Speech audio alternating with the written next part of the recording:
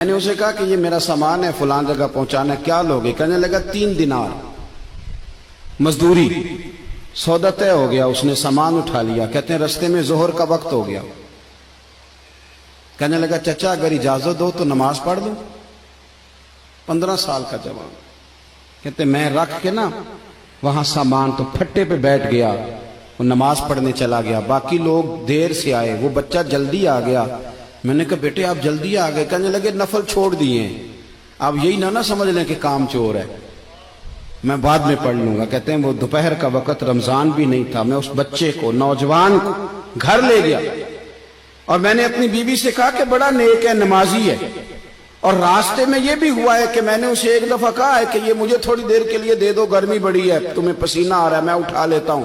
کہنے لگا نہیں چچا میں رزق حلال کھاتا ہوں، اگر آپ اٹھائیں گے تو میں 3 دینار مزدوری پوری نہیں لوں گا، پھر پیسے کم کروں گا، میں نے طے کیا ہے کہ اٹھاؤں گا۔ تو کہتے ہیں میں نے اپنی بیوی کو بتایا تو بڑی متاثر ہوئی، کہنے لگی دوپہر کا کھانا پک گیا، اسے کو روٹی کھا لے۔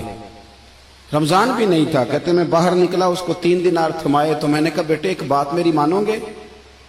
کہنے لگا بتائیے۔ میں نے کہا کھانا پکائے کھا لو۔ کہنے لگا میں معافی چاہتا ہوں، میں نے روزہ رکھا ہوا ہے۔ حضور نے حکم دیا، حکم نبی کریم نے حکم دیا، بخاری مسلم کی حدیث ہے، فرمایا نوجوانوں اگر تمہارے پاس طاقت ہے تو نکاح کر لو ورنہ روزے رکھو۔ حکم دیا، یا نکاح اور یا روزے، یہ سرکار کا حکم ہے۔ بھائی نفلی روزہ نفس کی قوتوں کو کچلتا ہے، انسان میں نورانیت اور روحانیت لاتا ہے۔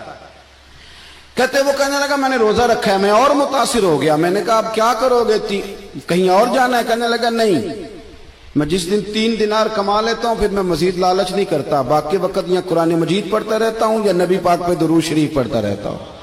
آپ بتائیں؟ تو میں نے کہا کہ افطار میرے ساتھ کر لو۔ کہتے ہیں میں اسے مسجد چھوڑ آیا اور خود میں لوٹ آیا۔ افطار کے بعد میں اسے لایا، کھانا کھلایا، عشاء پڑھی۔ اس کا گھر دور تھا، میں نے ڈرائنگ روم کھول دیا، بیٹھک کھول دی، وہیں وہ سو گیا۔